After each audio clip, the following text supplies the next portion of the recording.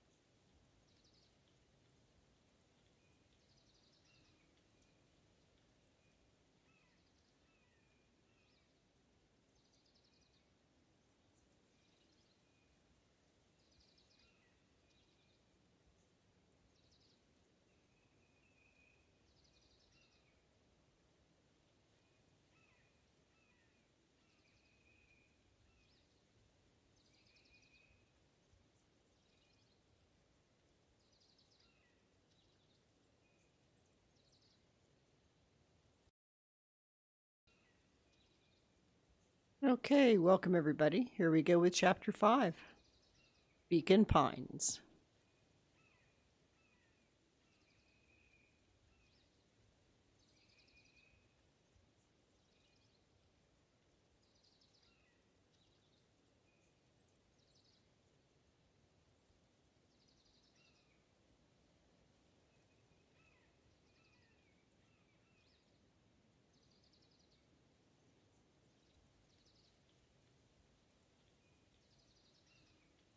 Okay, chapter 5. What big ears you have.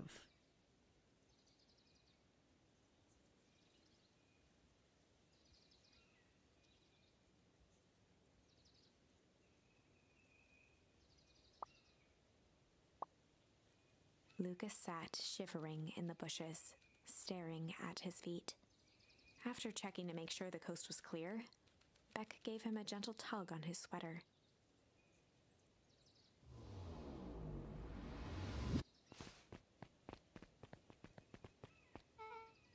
What's wrong? You look like you've seen a ghost. Why were you so scared of that old lady in the hazmat suit? That was my gran. That was your gran? Yeah. Okay, well, I'm sure there's a perfectly reasonable explanation for all of this.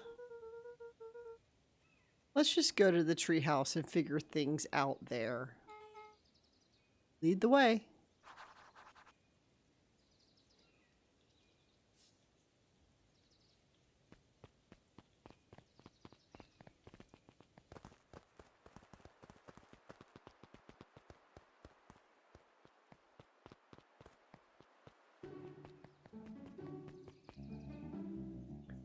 For the last time, there's nothing to worry about. Of course we're not worried. The clipboard finished writing with a scratchy flourish and looked up. Just dotting our I's and crossing our T's. Well, maybe minding your P's and Q's. Mr. Nuncreed, arms crossed over his paunch, gave an exhausted sigh. If there's anything you need knowing, you'll know it. Absolutely. If you'll just sign here acknowledging everything is accurate, we'll be out of your hair in a flash. Oh, for the love of... He snatched the pad scribbled his name so hard the pen nearly snapped. There. Would you like my eternal soul as well? The clipboards looked at each other for a moment, almost pondering the possibility. Then broke into laughter as they walked away.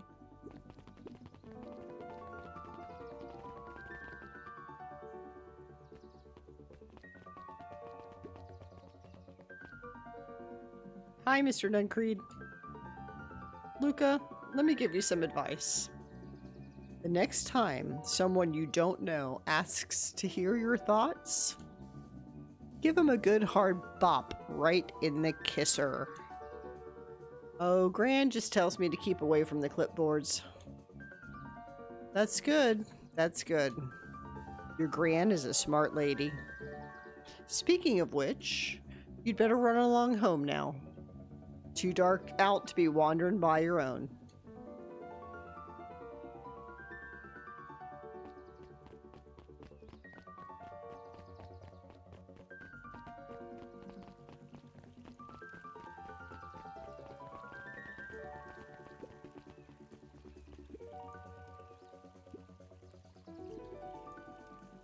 Have you noticed how the Perennial Harvest folks order the same drink?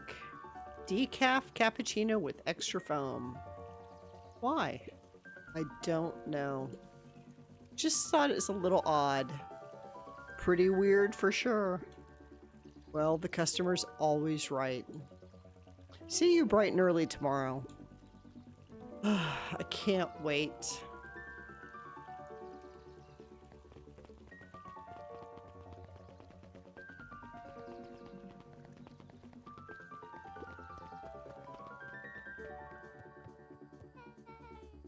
Oh, this is nice. Yeah, the treehouse is just a little bit further on from here. So what's your buddy Rollo like? Rollo? He's Rollo. Not particularly helpful. Sorry, I've just never really thought about it. Lots of energy. He's funny even when he's not trying to be. Things have been tough for his family since the foul harvest. It's about damn time you tell me what this fall harvest thing is about. It's kind of a long story. Hit me with the highlights. Okay. There used to be a fertilizer company here called Valentine's. They were kind of a big deal. Ooh, big deal fertilizer. It was a big deal to us. Their stuff really worked and farmers loved it. The Valentines grew and grew. Beacon Pines pretty much grew around it. Most everyone in town either worked for Sharper Valentine or used his fertilizer. Things were good. I'm sensing a big but. Around 6 years ago, Sharper Valentine suddenly died. And something changed. Changed how? Could have been a bad batch. Maybe it was in the water, air, or soil. Nobody knows. But all the crops died. And everyone blamed the Valentines. The foul harvest. Yeah. Valentine's fertilizer went out of business. Half the town lost their jobs. Jeez. The next year the crops came back, but something was different. You plant a crop, you do everything right, and it's sort of a crapshoot what happens. And no one knows why? Nope. I take it Rollo's farm got the short end of the stick? Yep, for some reason their farm was hit harder than the others. Sucks. Things haven't gotten better since the Perennial Harvest came to town. The Beacon Pines Reborn Initiative.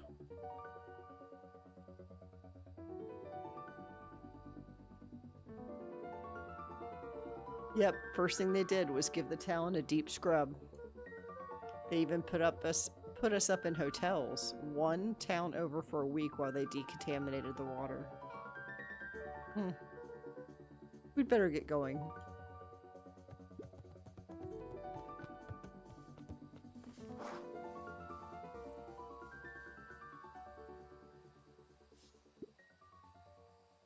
It's about time. I was about to give up and go home. Who's the new kid? Name's Beck. You must be Rollo. I see my reputation precedes me. Welcome to Mission Rollo Control. waggled his head with pride. You'll find we've spared no expense in construction. I've seen worse looking piles of junk. Thanks. Hey, Luca, you know the security concerns we talked about? Yeah? While I was waiting, I made some improvements. Let me lock this baby down for a little test infiltration. Can't be too safe these days.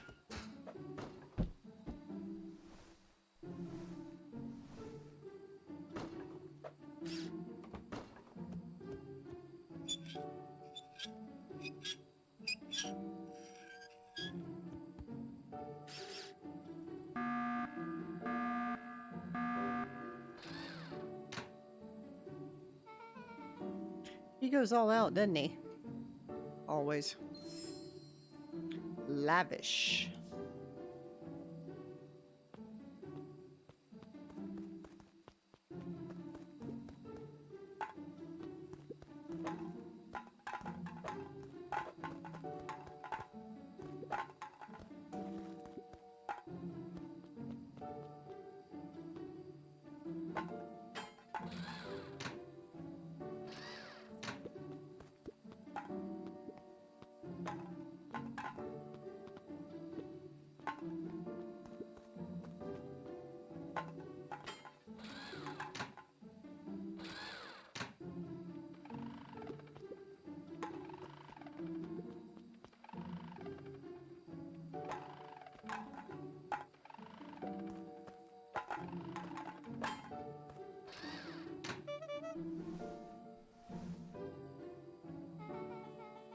Where'd you guys get all this junk in the first place?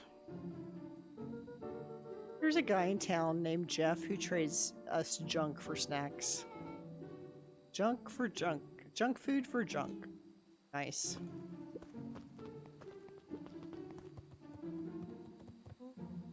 So, pretty sweet security, right? It was imaginative. I'll give you that. Luca, are we sure we can trust this new recruit? I'll vouch for her. Thanks, I guess. Oh, Luca, you promised to fill me in about the Valentine warehouse.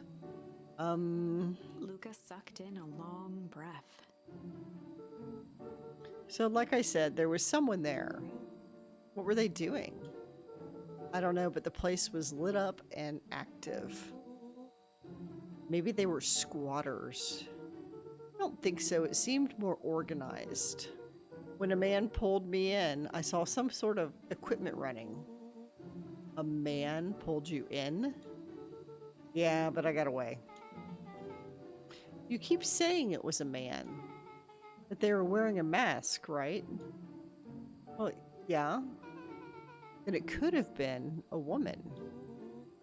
How did you get away? I grabbed a rock or something and broke their mask. They let go, and I ran. Dang. That's intense. No wonder you freaked out when you saw your grandma. Yeah, that's the other part. On our way here, Beck and I saw Eris Valentine meeting with Gran, wearing the same sort of hazmat suit. Rollo let out a low whistle. And they weren't there for idle chit-chat. It was a proper clandestine meeting. So let me get this straight. There's an operation in full swing at the Valentine warehouse.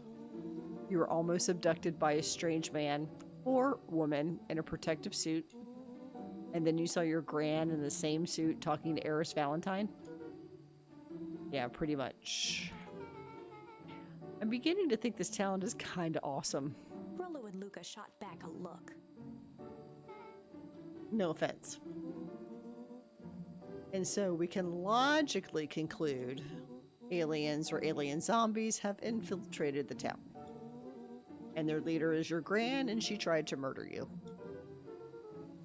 First of all, and for the last time, there are no aliens. Second, it couldn't have been my gran at the warehouse. I broke that person's mask to get away. The mask that Gran was wearing was not damaged. But she's definitely hiding something. Maybe. Your Gran is weird, but she might be the most boring person in the universe. All she does is sit around all day making jam. What could she possibly have to hide? I don't know. We haven't talked much since she moved in. Moved in? Your Gran isn't from here? No, she came a few months back to take care of me after his mom went missing. Did you know your Gran before? Not really. No. It'd been years since I'd seen her. Luca, don't take this the wrong way. But are we sure your Gran is on the up and up? Luca gazed out the window. I'm just saying. It sounds like strange stuff has happening since she showed up. We could say the same thing about your family. But you're right. Luca, your Gran is hiding something. And Paul always says, folks only bury stuff worth digging up. And we need to investigate your house. If my Gran is really hiding something, don't you think I would have noticed by now? That's the whole point of hiding something. I guess you're right. Gran's been leaving the house for hours at a time this week. I'll call you two tomorrow when the coast is clear. And we can start getting to the bottom of this. I'm always game for a good snoop. You can count me in. Chapter 6. Secret lair. Summer forged ahead, but the nights only seemed to grow colder. Luca walked home slowly under the pale starlight, cautious to avoid any more surprises lurking in the shadows. Reaching home, he slipped quietly into bed, half dreading what they might discover the next day.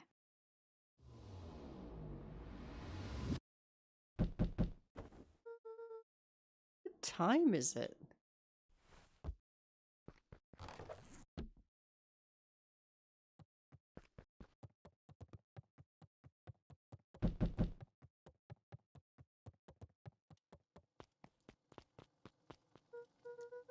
Rilla, what on earth is that? Huh? That ridiculous thing on your head. Oh, this? It helps me think. You're gonna need a lot more of those. Joke all you want. We'll see who's laughing when I crack this case wide open. The coast is clear? Yep, whatever she's been up to this week has been keeping her busy most of the day. Very well then. The game is afoot. Luca and Beck rolled their eyes as Rollo strutted across the room. If I were Gran, where would I hide my deepest, darkest secrets? Perhaps where you'd least expect it. Rollo flung open the cabinet with confidence. He coughed as a veil of dust hit his face. I think it's safe to assume that anything dusty isn't what we are looking for. Or maybe that's what she wants you to think. Then again, any good detective knows not to trust their first hunch. First hunches are for suckers.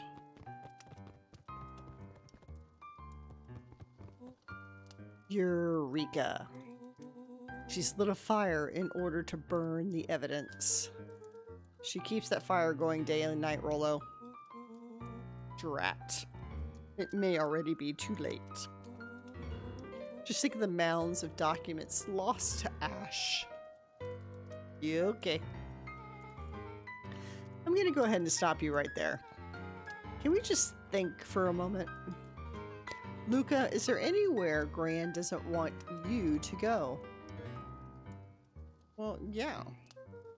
The closet upstairs. So maybe it stands to reason that we should check there first.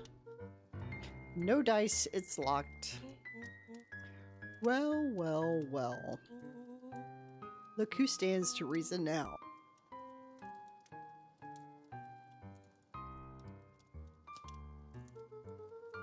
And I have no idea where the key is. If it is really important, then she probably keeps it with her. Anywhere else?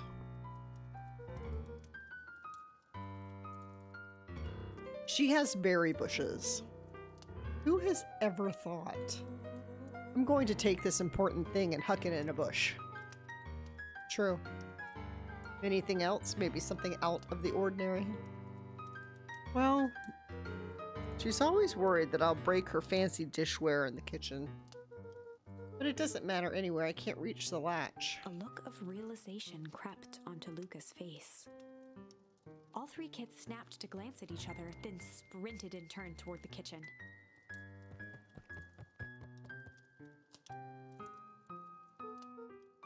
All right, Rollo. This is your time to shine. Ah, yes. You've called upon my expert detective skills. And now I shall proceed Before with... he could finish, Luca scrambled up Rollo's back.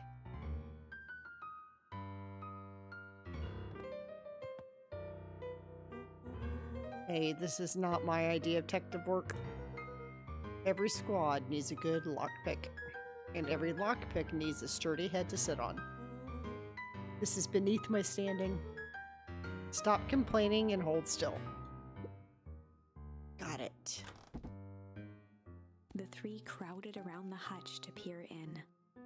With the glass doors opened, a perfect porcelain display gleamed in front of them. Their eyes searched for anything amiss.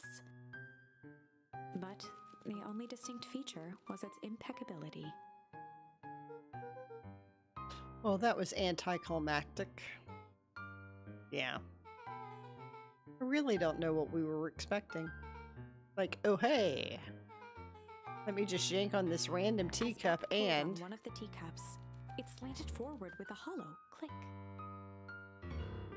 The entire hutch began to rustle and slide under its own power. Seems like your gran has been doing some remodeling. Dude, only two types of people have secret lairs. Evil masterminds and superheroes. So which one do we think she is? Well, we're about to find out.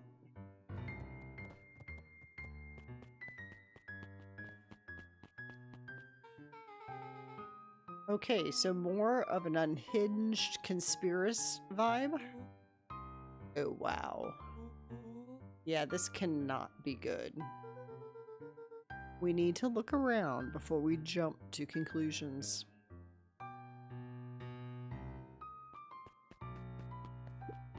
Luca jostled each cabinet drawer in turn. Only one was unlocked. He fingered through the filing cabinet, pausing at a bulging folder labeled Walter. For a long moment, he just stared at it. What do you got there? It's my dad. Looks like some of his old medical files. Your dad was a doctor? Luca nodded and caressed the label with his thumb. Well, are you gonna read it? Here, let me help. Rollo swiped the folder from the drawer and began leafing through the pages. He whistled to himself, barely looking at the text. How about you actually read some of it? One sec. Dense documents like this are a lot like a cheeseburger. It's best to skip straight to the middle. That's where all the meaty bits are. Wow, I had no idea we were in the presence of the preeminent scholar in dense documents and cheeseburgers. By all means, proceed. He stopped at a page and mimed, holding up a monocle. Here we are. Follow-up examination of Terrence Wilby. Patient shows further signs of paleness and malaise. Body temperature continues to drop. Now he describes soreness of muscles and joints. And this is similar to symptoms exhibited by Mrs. Wilby the past few days. Still waiting on the lab results from Joseph. Rollo looked up with heightened surprise. See, creepy. Yeah, that's kind of disturbing. Who's Joseph? That's Mr. Nuncreed's name. Wait, Rollo's finger traced across the page. there's more scribbled in the margins. Could it be contagious? Mr. Wilby claims that the tap water at his home has been contaminated. Perhaps environmental? Lab results only raise more questions. It's like he came back to this report later and made those notes. So it might be related to something else. Rollo scanned through several more pages. Here, the writing looks shaky. I just couldn't help her. This disease, or whatever it is, progresses so fast. And with his wife's passing, Terrence's condition follows close behind. Exacerbated by the loss. Enough is enough. I need to take matters into my own hands. Luca, staring blankly at the cabinet this whole time, spoke softly. What does it say next? Rollo rustled the folder, trying to loose more pages. That's where it ends. Wait, there has to be more. Luca frantically shoved the remaining cabinet folders, trying to find another labeled Walter. Luca, I think that's the only one. It's alphabetical, see? What did he mean, enough is enough? How did he take matters into his own hands? This is bullshit. Luca slammed the drawer shut. A spider web of string connected photos of people from the town, interspersed with hastily scrawled notes. Well, she sure has kept herself busy. Is your gran a serial killer? Because I'm starting to get a vibe. Don't be ridiculous. Sure, she's just tracking the movements of everyone in town. Out of the kindness of her heart, she puts little symbols by some of them. Yeah, Mr. Nuncreed has a check mark. The clipboards all have a big circle. My moms are both on there, both with question marks. Gus Valentine has a question mark. Eris has a question mark that's been crossed out. Mr. Kerr has a bullseye. The killer has chosen her next victim. We don't know what any of this means. Well, whatever it means, it's probably not good.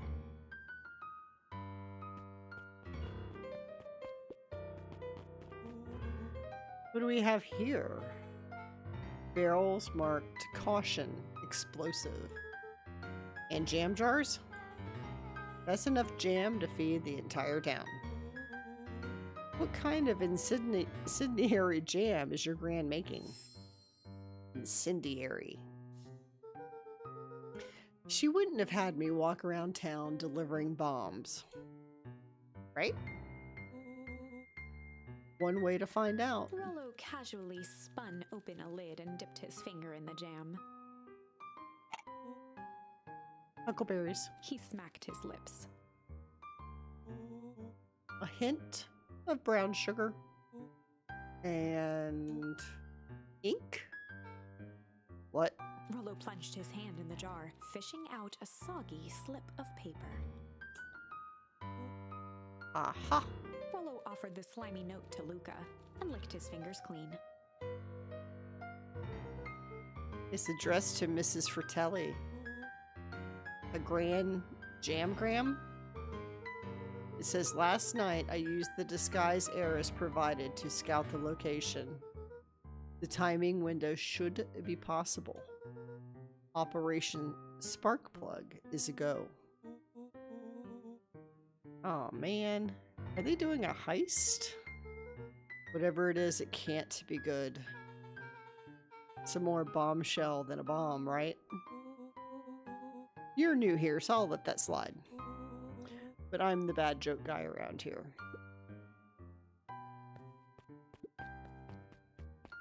They crowded around a worn-down old map of Beacon Pines.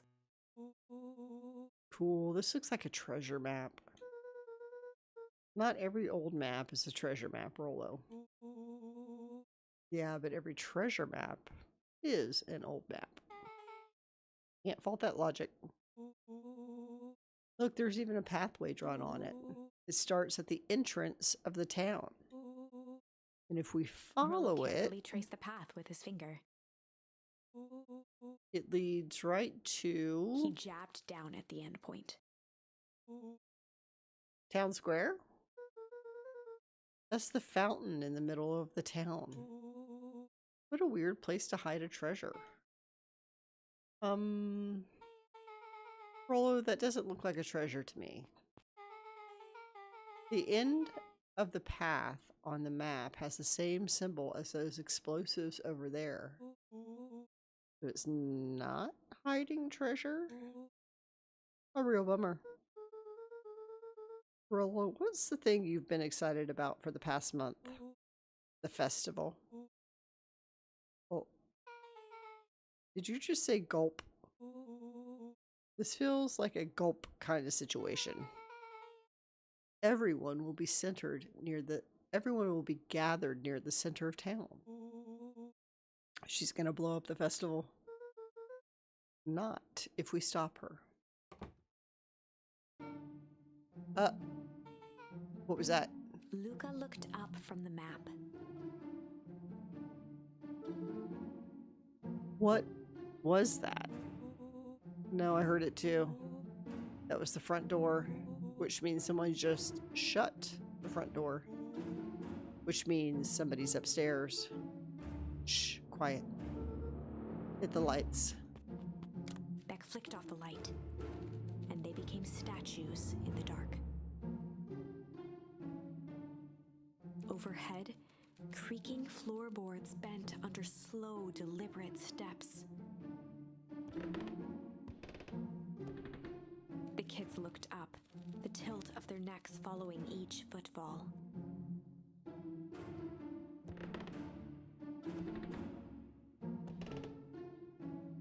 Then suddenly, it stopped. Without realizing, they'd been holding their breath. All three exhaled shakily and glanced at each other. A muffled male voice broke the silence.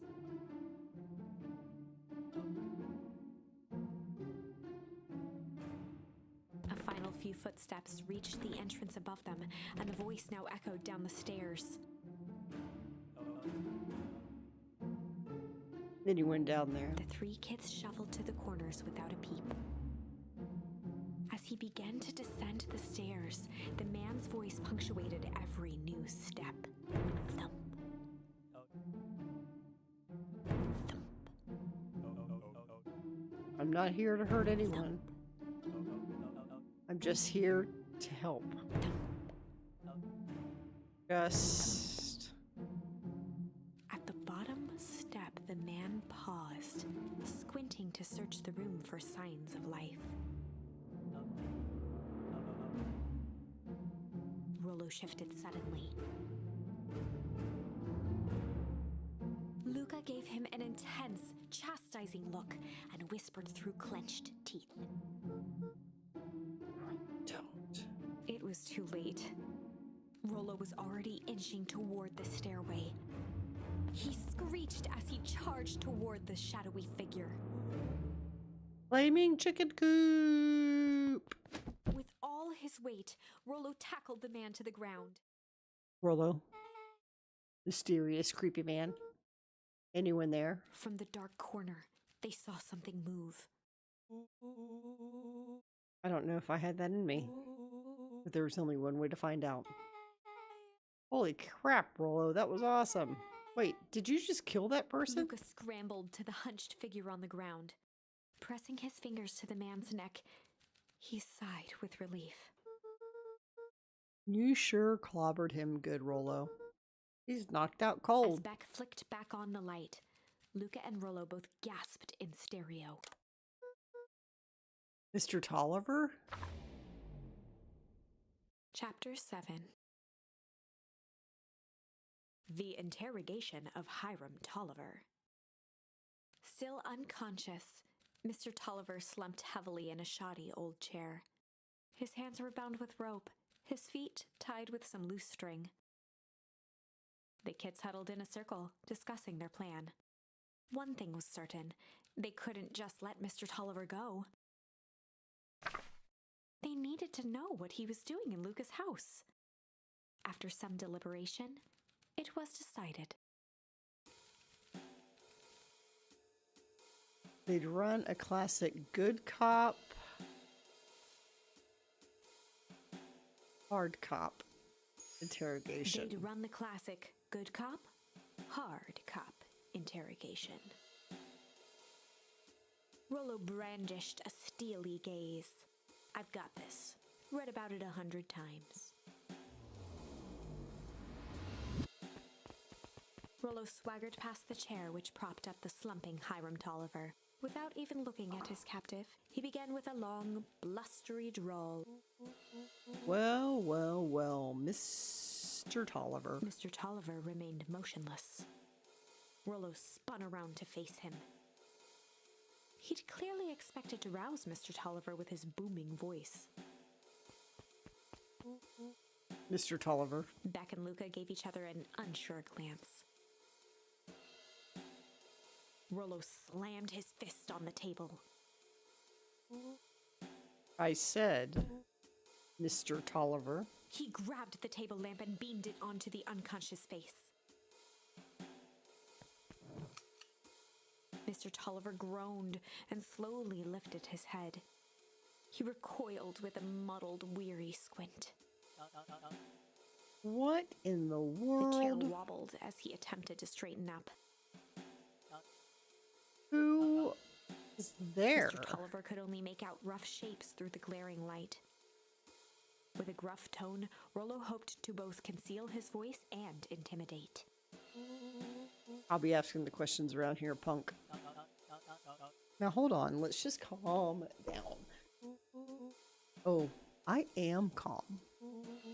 Calm as a carrot in the dirt. As for you, looks like you're sweating. The doubtful expression on Beck and Luca's faces transformed into awe. We can do this my way, or... Well, let's just say I've never needed another way. Rollo, hitting his stride, was now channeling every detective trope his memory could recall. He slammed the table again.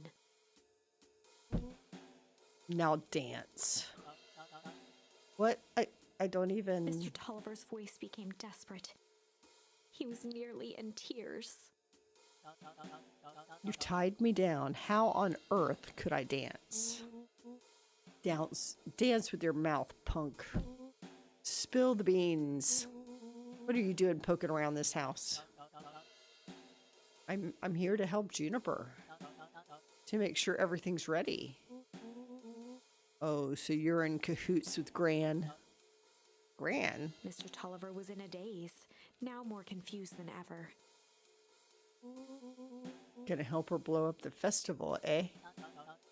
Blow up the festival? Good He lord. shook his head, feeling more and more dizzy. No, you've got it all wrong. Where is she now? She's headed to the source.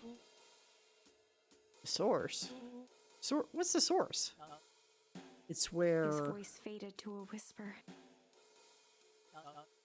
It's where the town began. Where it all began. What is Operation Sparkplug? With that, Mr. Tolliver passed out cold.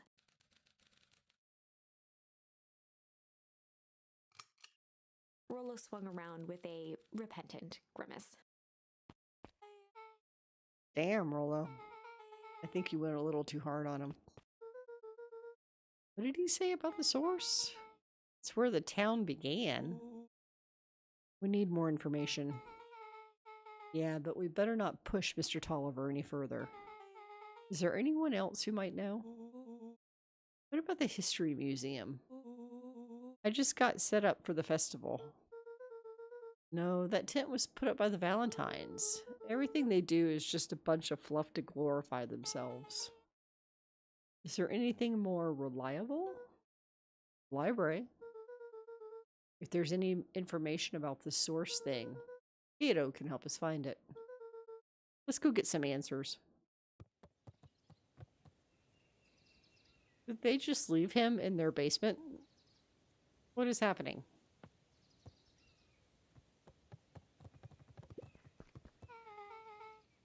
This is a dang nice library. Thanks, we work hard on it. Aren't you a little too adorable to be a librarian? Adorable. Kato hung out here so much, eventually they gave him his own set of keys. I just keep an eye for a place with Mrs. Novak sometimes. They got you working for free?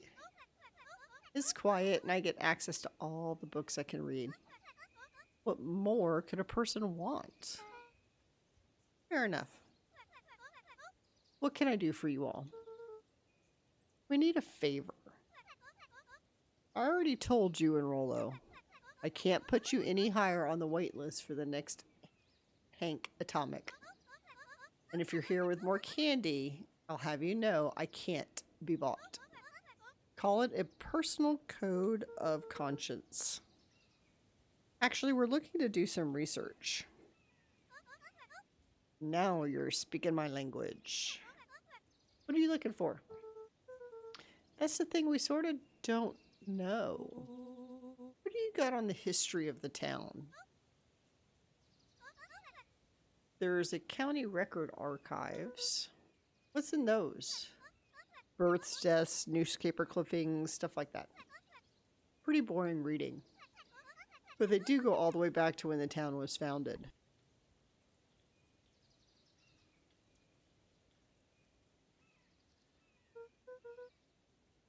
Great. We'll start there. Chapter 8. 6 feet under, 3 towns over. The kids spent the rest of the afternoon combing through dusty piles of old county records, desperately searching for anything that could help them make sense of Mr. Tolliver's cryptic utterance. Luca tried to shake the thought of Gran's basement, but his focus wavered. Explosives, messages hidden in jam, dossiers on various town figures, and a corkboard threaded with photos. Gran was the only family he had left. He still couldn't bring himself to believe the worst. But the old map with the symbol of explosives in town square made that difficult. As the sun began to set, the kids were no closer to the truth.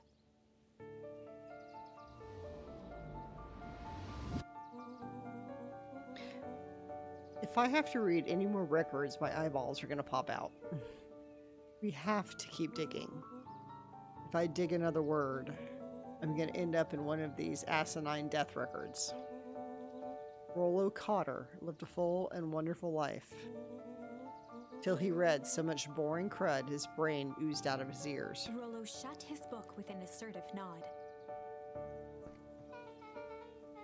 You've got a better idea. Spit it out. You sound like my sister. Keep pushing your luck, pal. It won't be a boring county records that kill you. I'll put you in the obituaries myself. Rollo muttered under his breath.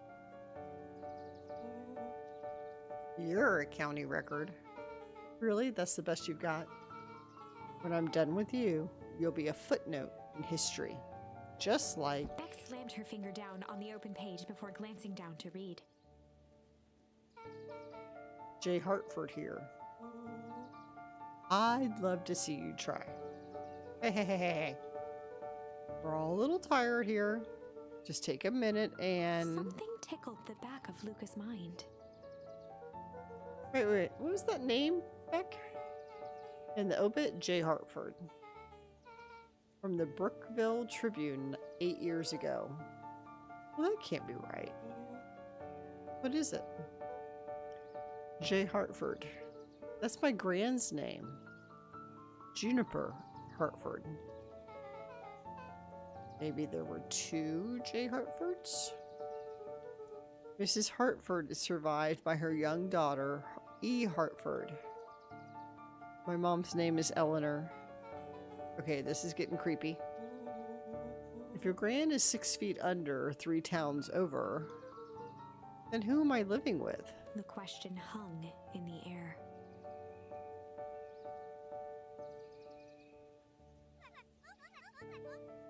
Alright, gang, I gotta close up for the night. Beck rubbed her eyes.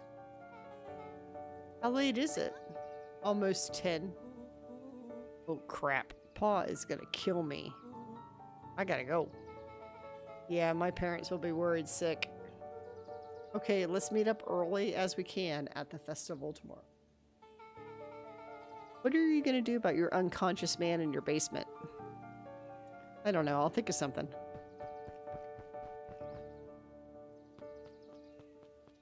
Luca's heart was pounding as he approached the house. If he was lucky, Gran, or whoever it was, hadn't gotten back yet. And of course, there was Mr. Tolliver tied up and unconscious in the basement. Dealing with him would be the first order of business. Luca shook out his arms to calm his nerves before entering.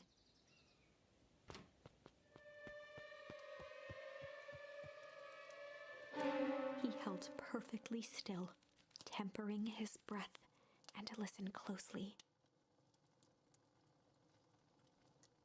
She was asleep. His only hope was that she hadn't found Mr. Tolliver before dozing off.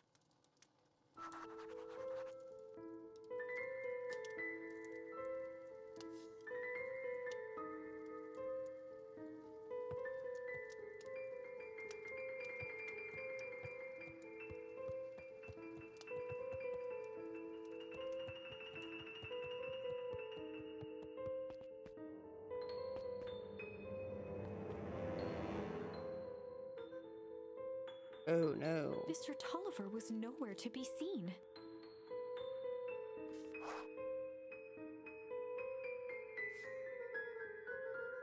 Maybe he woke up, escaped from his bindings, and left without a trace. Or maybe Gran knew everything. What do I do? Luca's hungry stomach groaned. Not realizing it, he'd gone the entire day without eating. Okay, I can figure this out. I just need a little brain food. Luca rushed over to the pile of jam jars, unscrewed one, and shoveled a handful into his mouth. I'm afraid your jam delivery will be He delayed. flipped the lid to read the label. Mr. Nuncreed. Okay, now I can think. So if Gran knows we tied up Mr. Tolliver, I'm screwed. If she doesn't know, then I need to play it cool. I guess the only option is to go to bed and act as if nothing wrong. Gran will think Mr. Tolliver finished what he was sent to do and left when he was done.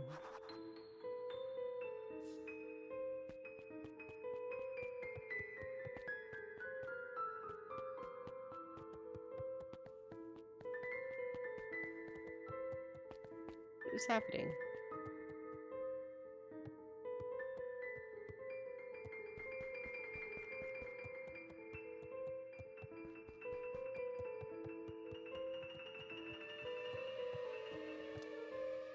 Brienne? Okay, stick to the plan. Go to bed, play it cool. As As Luca climbed the final stair, the emotion of the day dragged heavily on him. With each consecutive step, his legs weakened. His stride began to falter. He tried to grab for the railing to steady him. Something was wrong.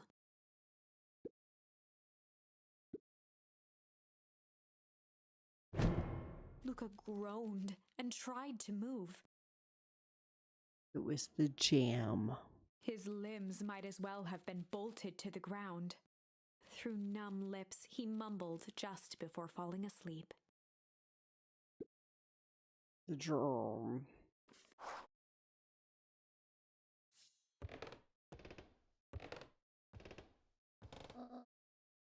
Sweet boy. What did you get yourself into?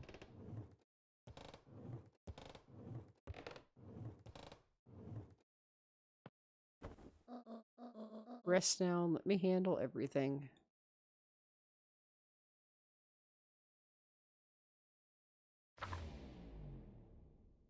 Chapter 9. A speech to end all speeches. Luca awoke to find himself face down in bed. He moaned into his pillow. Why would Gran drug him? Didn't she drugged Mr. Nuncreed? Or rather, why was she trying to drug Mr. Nuncreed? Shaking the questions from his woozy head, Luca snapped back to the matter at hand. The festival.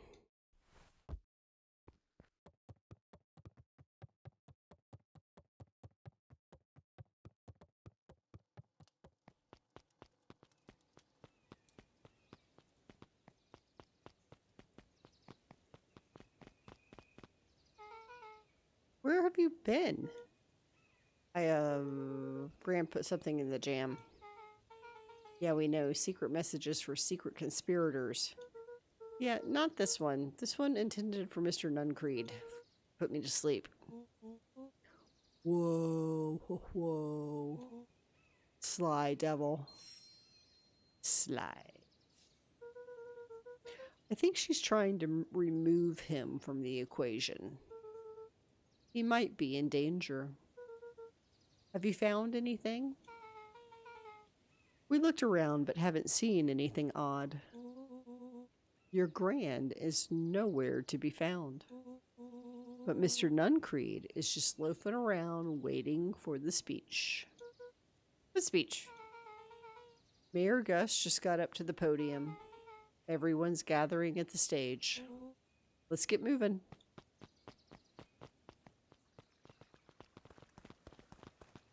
Augustus Valentine nervously wiped his brow.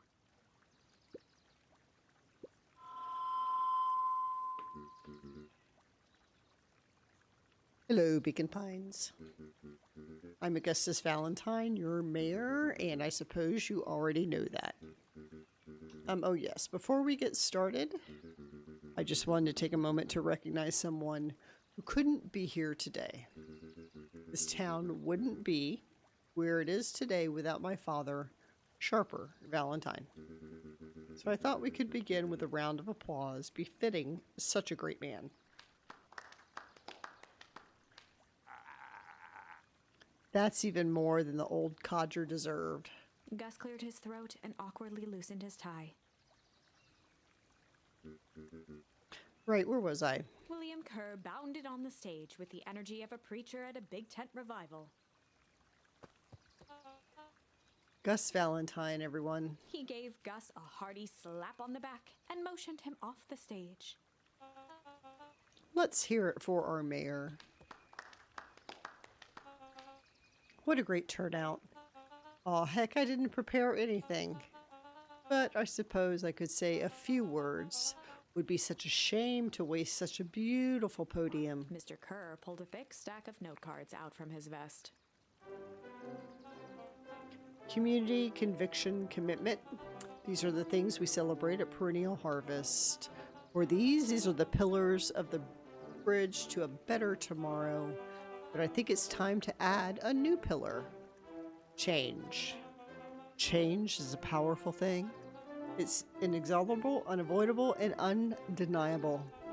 And I am dadgum thankful for it. Change is the reason we're all together today. It's hard for me to believe that it was only 4 years ago when fate brought me here. A simple business trip, which brought me to a small town, which would change my life forever. Mr. Kerr took a moment to survey the crowd. You know what? He wiped away a single tear. From the second I set foot in Beacon Pines, something about this place has held me captive. You see, change represents opportunity. It represents potential. It was change that helped me recognize the potential of this place. To see that the people of this town, despite suffering great loss, still held on to the things that made them He special. thumped the podium to emphasize each word. Community, conviction, commitment, change. Mr. Kerr nodded confidently, biting his lip. The crowd was silent, in rapt attention. Fate made a perfect match that day. Nothing is more important to you all than community. And Perennial Harvest is a community first and foremost. Mr. Kerr methodically made eye contact with each section of the crowd. The only way you made it through the foul harvest was an unshakable conviction. Conviction that a better tomorrow was just over the horizon. Perennial Harvest was that we are that horizon. The festival is a symbol of our commitment to each other. His voice began to build to a crescendo. And now we walk hand in hand into a future that we will shape together, and this is what change is all about. Grabbing the future by the scruff of the neck and making things happen. Change is a choice. I am tickled pink that we will be making that choice together. How great is that? Just imagine what we can accomplish. What was that? The crowd began to look around nervously. Don't worry, a little thunder isn't going to ruin this day. Everyone remain calm. Mr. Kerr quickly flicked through his note cards. Where was I? Through all of my travels, I've learned one true thing. One always reaps what they sow. We have all planted a lot of good in this town. And so it was with great heart that I can He proclaim raised his hands up to the heavens. our harvest awaits.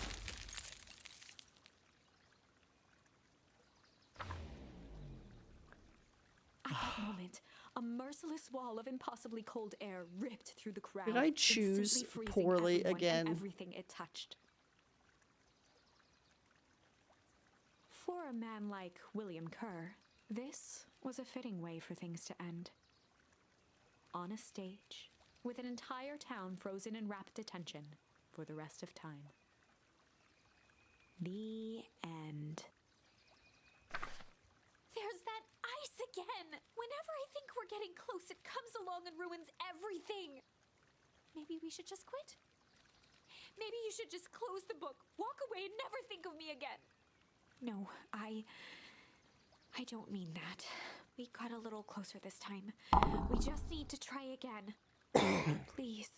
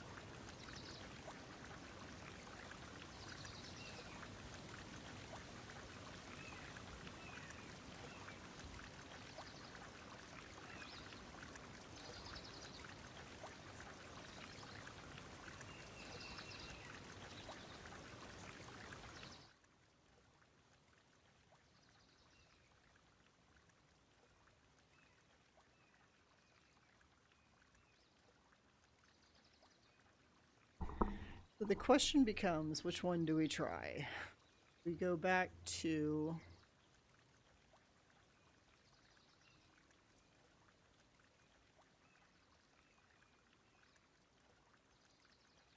Let's see. We did hard, so it goes back to the interview. Or do we sly or chill? It was cool. Go to sly.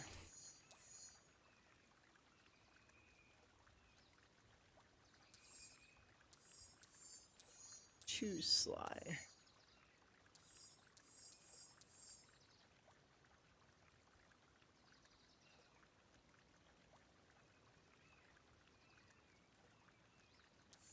Don't want hard.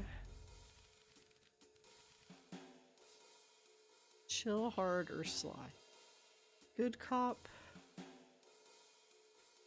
Sly cop. Let's try that one. They'd run the classic good cop, sly cop interrogation. Luca and Rollo ducked behind a barrel, leaving Beck to her task. With a few crisp snaps, she roused Mr. Tolliver. What? What's going on here? You're that Modewell girl. Please call me Beck. Sorry about Mr. all of Tolliver this. looked down and shifted a bit, testing his restraints. It seems there's been a mix-up. You see, I'm down here for the same reason you are. Juniper sent you? Beck caught herself before letting the surprise manifest on her face. She'd already gotten him to reveal his relation to Gran. This was gonna be easy. You know how Juniper is with her precautions. Operation Sparkplug all has us on edge. I guess she thought you needed some backup. But she sent a child? What a better way to avoid prying eyes. Who would suspect a kid? I suppose that makes sense. Mr. Tolliver wriggled a bit in his restraints. Oh, I'm so sorry. Beck quickly removed the ropes. That had to be uncomfortable. Well, yeah, a little, yeah. But you understand. We never know who to trust in this town. Mr. Tolliver rubbed the growing knot on his forehead. Very true. So it turns out we're both here Beck to... twirled her hand, as if to prompt Mr. Tolliver to finish her thought. destroy the evidence? Beck shook her head and clicked her tongue. Yep, the old girl is nothing without thorough. Mr. Tolliver let out an amused huff in agreement. She sure is. Can't blame her, though. If anyone were to find out that we were going to destroy the source, well, we both know how bad that might be. No one will ever know anything once I finish cleaning up things down here. Beck was on a roll now, playing Mr. Tolliver like a fiddle. You sure you can finish this up on your own? Juniper trusted me for a reason. You can leave the rest to me. Good. There is one more loose end I'll go work on. Loose end? Oh, it's nothing really. The other day I had the radio scan while restocking the candy shelf. And you wouldn't know it, I intercepted an odd phrase in Perennial Harvest transmission. Underground secrets. That's ominous. I think it might be a password, but Juniper dismissed it. Said it wasn't mission critical. What's the password for? I don't know. So we have a password and know where to put it. It's got to mean something, right?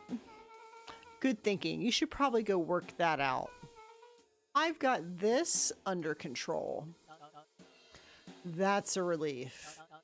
Between you and me, this basement gives me the willies. Heading for the stairs, Mr. Tolliver hesitated and turned to Beck with a puzzled look. She grinned and gave him a peppy wave. With a shrug, he continued up the stairs, whistling a jaunty tune. You guys catch that? Sure did. This whole time, Mr. Tolliver's had a candy shelf. But all he ever sells us is apples. Beck blinked slowly in disappointment. The password, Rollo. Well, yeah, sure, but once things are back to normal, I'll be having a word with Mr. Tolliver about that candy shelf. Fine. In the meantime, I've got an idea. She turned to the table and began tearing small scraps of paper. He said he heard a password on the radio.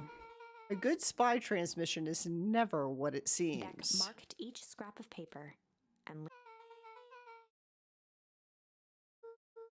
Okay. What's another word for underground? Buried?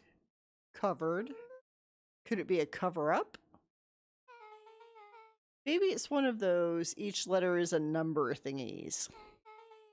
So U would be 21, N would be 14, D would be it's an anagram. Nun Creed's drugstore. Luca and Beck looked at Rollo with amazement. Rollo, that was incredible. Well, it's either that or Crin's nude rug store. Yeah, I think you were right the first time. How did you do that? What can I say? I love ciphers. Well, I guess we know where we're going on to next.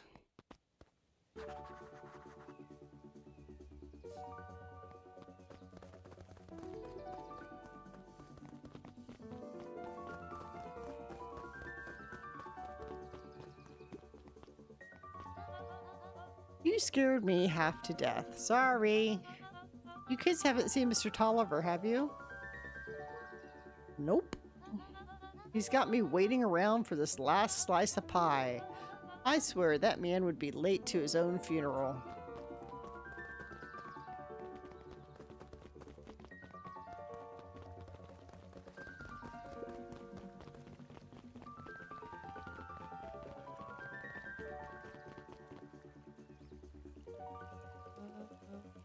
You're late, Augustus. Sorry, sister. Was caught up with work. Work. You. I had a few details I had to lock down for the festival. Oh, what do you have to report? What is this insipid festival really about? I think Gus looked around nervously. Mr. Kerr really does just want to do something good for the town. He's actually a pretty nice guy if you spend some time with him.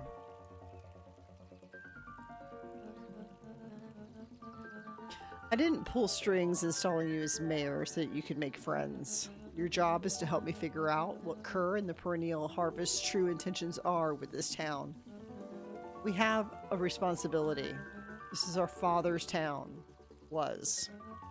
Excuse me? This was our father's town. He's gone, Eris, and he isn't coming back. Father left us with nothing but problems. Mr. Kerr came here and offered to help us. We accepted that help. We didn't agree to turning Father's warehouse into a toxic dumping ground. That's just a temporary arrangement. The glow can be seen from our own backyard. They're dumping their nasty little secrets on us. When is this all going to go inevitably wrong? Who do you think will be blamed? Eris's cry hung in the air.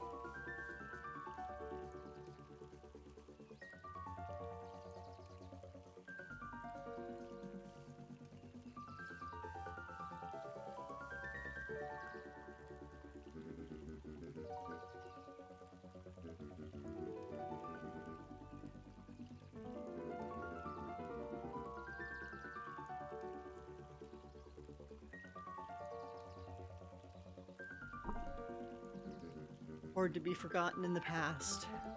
It's a shame. Father named you Augustus, but you will always be just Gus.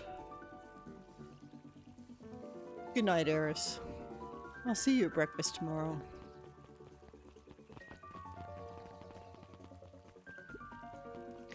It's getting late, children.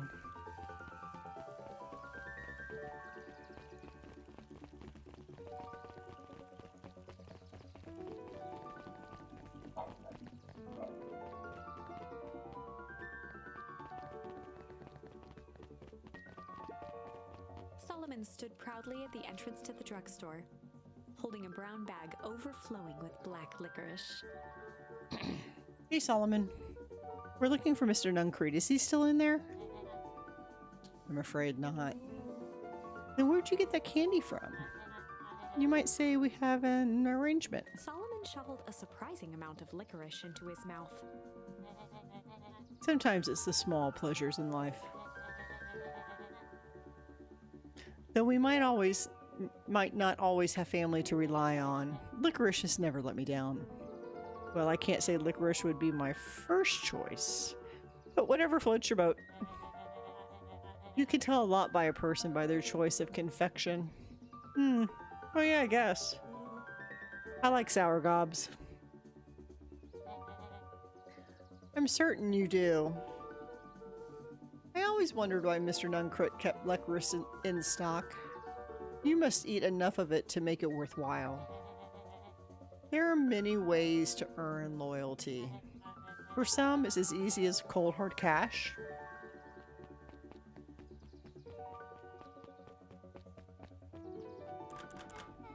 Well, he's right, it's locked. There's gotta be more clues. Okay, let's see.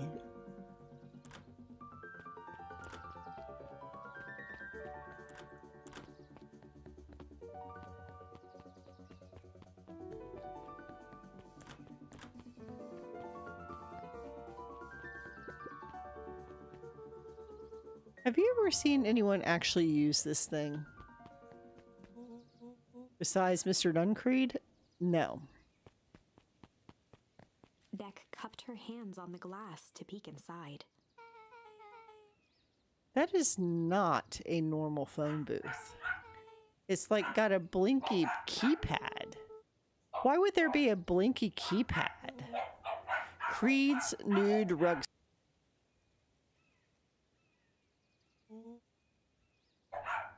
I mean, Underground Secrets.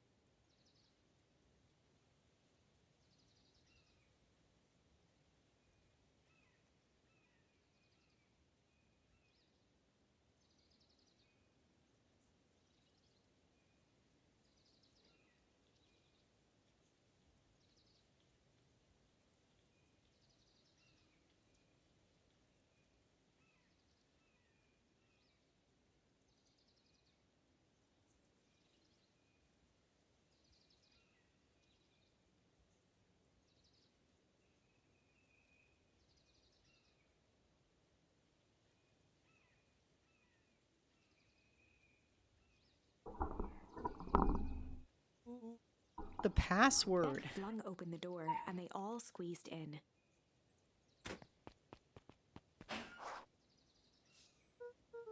All right, let's see here. Luca cracked his knuckles and entered the letters into the keypad. Underground. Secrets. That sounds like something did something. Well, great, now what? Guess we... The inside of the phone booth dropped loose from its shell. Without even the space to panic, they closed their eyes, held their breath, and accepted. Suddenly, the chaotic descent slowed to an effortless landing. It was unclear where they ended up, but at least it was solid ground.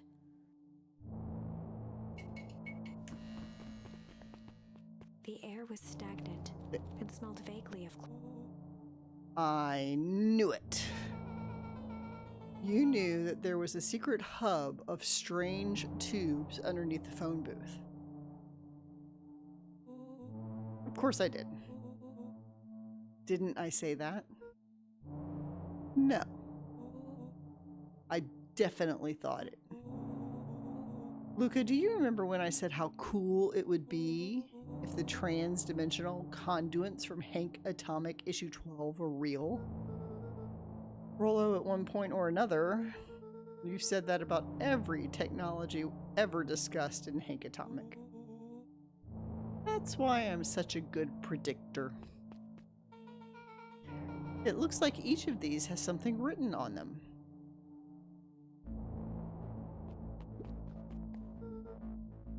Mining Operations Alpha. You guys have mines here? Not that I know of. This town is all farms and fertilizer, and a series of tubes. Pa always says you can only trust a miner up to the point when they hit gold.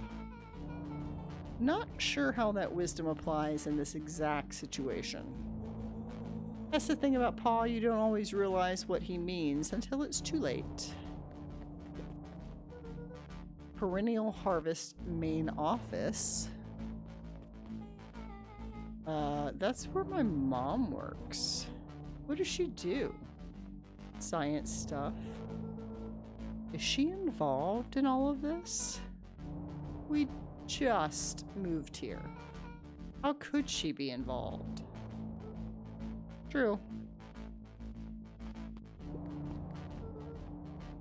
Valentine Fertilizer Warehouse.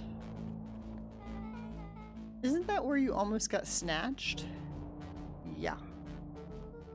Why would Perennial Harvest have a tube going to the old Valentine place? This is starting to feel like something big.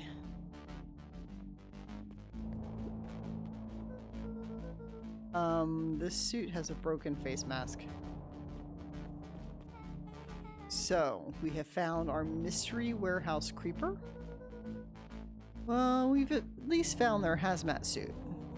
If it walks like a Nuncreed, talks like a Nuncreed. Let's not jump to conclusions. Just saying.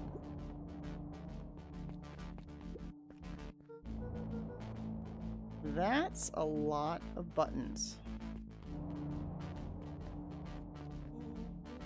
Stand aside, Earthlings. I've read enough Hank Atomic to know my way around sci-fi tech. Rollo's hands hovered over the field of blinking buttons. Eeny, meeny, miny. Rollo, what did you do? Nothing. I didn't even mow yet. What was that? Hide. Where? There's nothing but weird tubes down here. Just get back.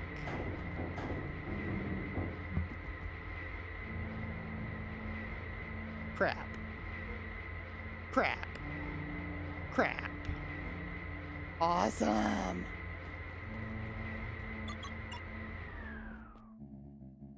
You all need to come with me now.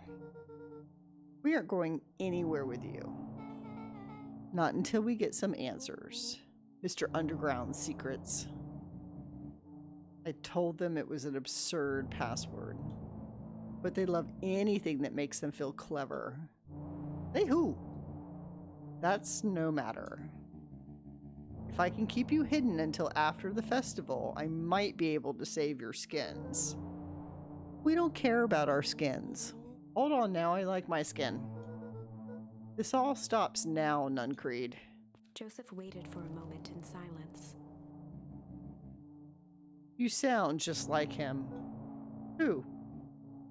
Walt. You don't get to talk about my dad. You know, your father and I were friends back before He gestured toward the strange tubes. all of this. That's a lie. True. I used to bounce you on my knee.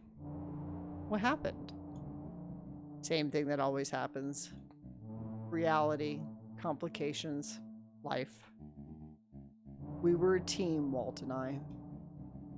An idealistic doctor and a bright-eyed pharmacist. Both hell-bent on helping folks. So you were his sidekick? No. We were partners. He helped the patients and I helped him. Yep, total sidekick. Nuncreed let out a growl of a sigh. Luca, I need you to know this. I need someone to know this.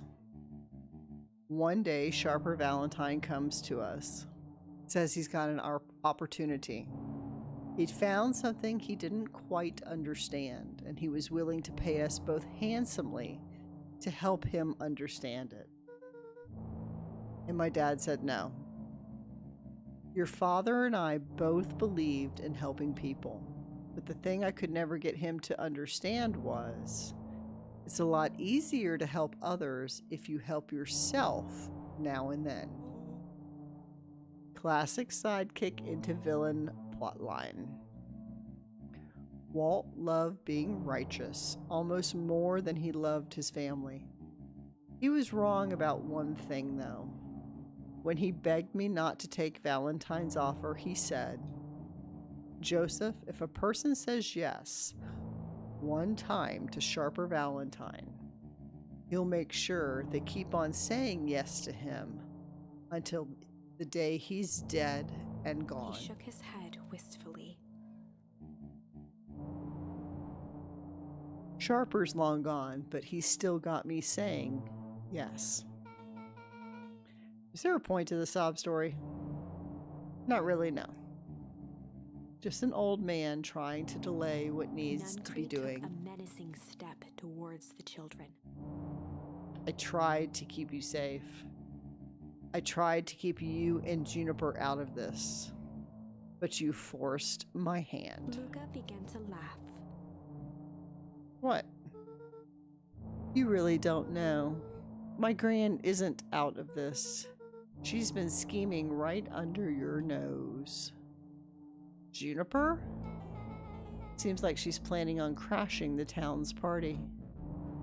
She's going to disrupt the festival? Why would Color she? drained from Nuncreed's face. How does she know? Apparently, she knows a lot of things. What? Let's just say this isn't the only underground lair we've busted into today. And honestly, hers is way cooler. She's got maps and explosives and bad intentions, big man. Nuncreed grabbed Luca by the shoulders. His eyes were frantic. You need to tell me what she's going to do right now. She doesn't understand what it is she's messing with. Tell me now she's in danger, boy. I don't know. She had a map with a mark on the fountain in town square. The fountain? But why A would... jolt of realization struck Mr. Nuncreed. She knows about the source. What the heck is a source? If she tries to destroy the source, it could catalyze and, dear God, she's gonna freeze us all.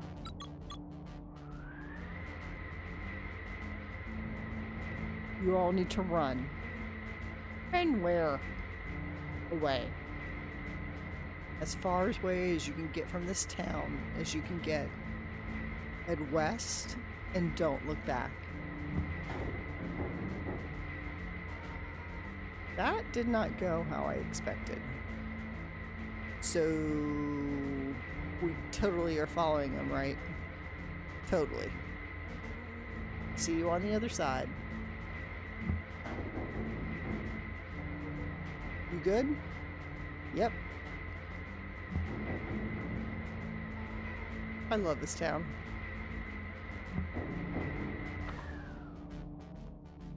Chapter 8. Alright, we are going to stop with Chapter 8 since I had to go back and do Chapter 6 all over again. This is a good stopping point, so thank you for those of you who joined in. I hope you're enjoying the story. I know I am. And have a good week. Thank you. See ya.